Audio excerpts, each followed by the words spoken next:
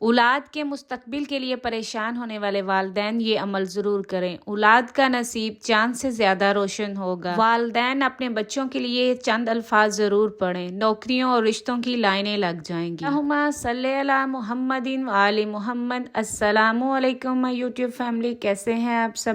الحمدللہ میں ٹھیک ہوں اور امید کرتی ہوں کہ آپ سب بھی خیر و عافیت سے ہوں گے، اور دعا کرتی ہوں کہ یا اللہ اپنے حبیب کے صدقے ہم گنہگاروں کو معاف کر دیں۔ میری جو بھی بہن مجھے دعا کے لیے کہتی ہیں، یا اللہ اپنے حبیب کے صدقے ان کی تمام پریشانیوں کو، تکلیفوں کو، مصیبتوں کو دور کریں اور ان کی تمام حاجات کو پورا کریں۔ اور اسپیشلی وہ والدین جو اپنی اولاد کی طرف سے بہت پریشان ہیں، میرے مولا ان کی اولاد کو ان کا فرما بردار بنا، ان کی اولاد کو ان کے لیے آنکھوں کی ٹھنڈک بنا دے۔ یا اللہ اپنے حبیب کے صدقے ہماری اولادوں کے نصیب اچھے کر دیں، انہیں دنیا میں بھی اور آخرت میں بھی کامیابیاں عطا فرمائے۔ یا اللہ جو میری بہنیں اور بھائی اپنی اولاد کے ہاتھوں پریشان ہیں، ان کے مقدر کے نصیب کے ہاتھوں پریشان ہیں، یا اللہ ان کی پریشانیوں کو ختم فرمائے اور ان کی ہر حاجت کو پورا فرمائے۔ انہیں اولاد کی طرف سے کسی قسم کا کوئی دکھ نہ نصیب ہو، اور جن کی اولاد نہیں مولا انہیں نیک صحت مند اولاد عطا فرمائے، آمین ثم آمین۔ شروع کرتے ہیں اپنا آج کا وظیفہ۔ آج میں جس وظیفے کے بارے میں بات کر رہی ہوں وہ اولاد کا مقدر، نصیب اور مستقبل بنانے والا وظیفہ ہے۔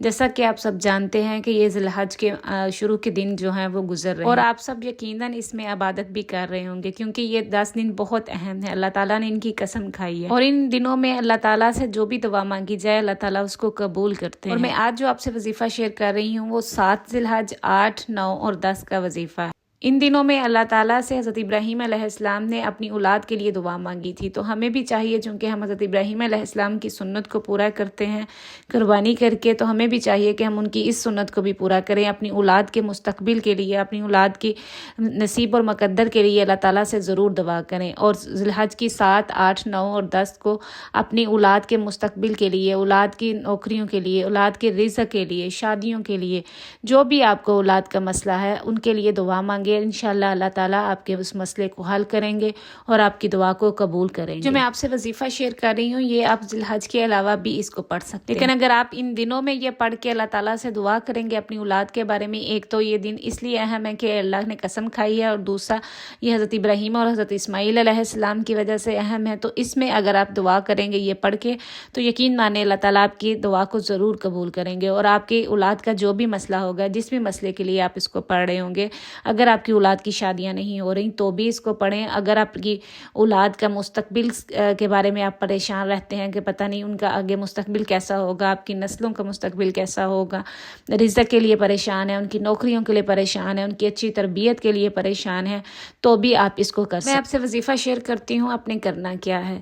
آپ نے 7، 8، 9 اور 10 ذی الحج کی رات کو عشاء کی نماز کے بعد یا تہجد کی نماز کے بعد، یہ آپ دیکھ لیں کہ آپ نے اسے عشاء کی نماز کے بعد کرنا ہے یا تہجد کی نماز کے بعد کرنا ہے، یہ کرنا آپ نے رات کو ہی ہے۔ آپ نے اول اور آخر درود ابراہیمی پڑھا، طاق عدد میں اس کو 3 دفعہ بھی پڑھ سکتے ہیں، 7 دفعہ بھی پڑھ سکتے ہیں، اور 11 دفعہ بھی آپ اس کو پڑھ سکتے ہیں۔ تو اس کے بعد آپ نے سورۃ والضحیٰ کی آیت نمبر 4 جو ہے اوپر سکرین پہ بھی آپ کو نظر آ رہی ہوگی، اس کو آپ نے پڑھنا ہے۔ آپ نے یعنی 4 دن کرنا ہے، تو آپ نے ایک دن بھی اس کو 250 دفعہ پڑھنا ہے، دوسرے دن بھی 250 دفعہ، تیسرے دن بھی 250 دفعہ، اور چوتھے دن بھی آپ نے اس کو 250 دفعہ پڑھنا ہے، یعنی آپ نے اس کو 1000 دفعہ کرنا ہے۔ پھر اس کے بعد آئیے آپ کا یہ عمل پورا ہو جائے گا 4 دن کا۔ تو یہ 4 دن کا آپ نے عمل کرنا ہے، اور اللہ تعالیٰ سے رو کے گڑ گڑا کے آپ نے دعا کرنی ہے کہ یا اللہ ہم اپنی اولاد کے مستقبل کے لیے پریشان ہیں، ہمیں اس پریشانی سے نکال۔ جو بھی آپ کا مسئلہ ہے، اولاد کے اگر رشتے نہیں ہو رہے، ان کے نصیب اور مقدر اچھا کرنا چاہتے ہیں تو اس کا آپ نے دعا کرنی ہے، یا جن کی نوکریاں نہیں ہیں وہ اپنی اولاد کی نوکریوں کے لیے دعا کریں اس کو پڑھ کے، اور جو بھی اولاد کا آپ کو کوئی مسئلہ ہے، کوئی اولاد نافرمان ہے تو بھی آپ اس کے لیے اس کو پڑھیں اور کریں کہ یا اللہ ہم اولاد کے مستقبل کے لیے پریشان ہیں، اس کے آنے والے کل کے لیے پریشان ہیں، تو ان کی اس چیزوں کو، ان پریشانیوں کو ختم کر دیں، اپنے حبیب کے صدقے ان پریشانیوں کو ختم کریں۔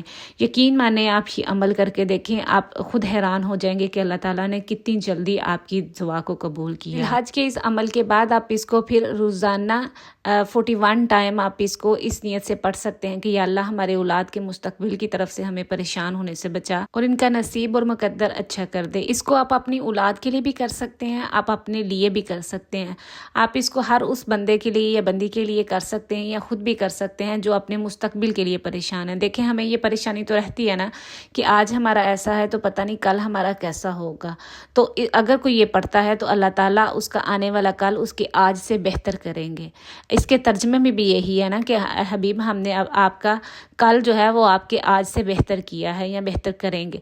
तो लफ्ज़ी तर्जमा तो जो भी बनता है लेकिन इसका मफ़हूम यही बनता है। और जो भी मेरे बहन या भाई इसको पढ़ेगा अल्लाह ताला उसको मुस्तकबिल की परेशानियों से बचाएंगे, उसका मुस्तकबिल रोशन होगा इसको पढ़ने वाले का। देखिए, मुस्तकबिल की फ़िक्र तो हम सबको होती है, चाहे कोई माँ है, बहन है, बेटी है, बीवी है, सबको ये फ़िक्र होती है कि हमारा आने वाला कल कैसा होगा। अल्लाह ताला हमारे आने वाले कल को, हमारी नस्लों को खुशहाल बनाए, उनकी परेशानियाँ तकलीफ़ों को दूर करे। तो आप इसको पढ़ें तो अल्लाह ताला आपके आने वाले कल को आज से बेहतर करेंगे इंशाल्लाह, जो भी कोई ये पढ़ेगा। तो आई होप आपको आज की वीडियो अच्छी लगी होगी। अगर अच्छी लगे तो इसे दूसरों तक भी शेयर करें और मुझे अपनी दुआओं में याद रखिएगा। मैं भी आप सबके लिए दुआएं करती हूँ, स्पेशली इन दिनों में ज़रूर मुझे अपनी दुआओं में याद रखिएगा। आप सबके साथ साथ अल्लाह ताला मेरे बच्चों को भी फरमाबरदार बनाए। इंशाल्लाह फिर मिलूँगी। अल्लाह हाफिज़।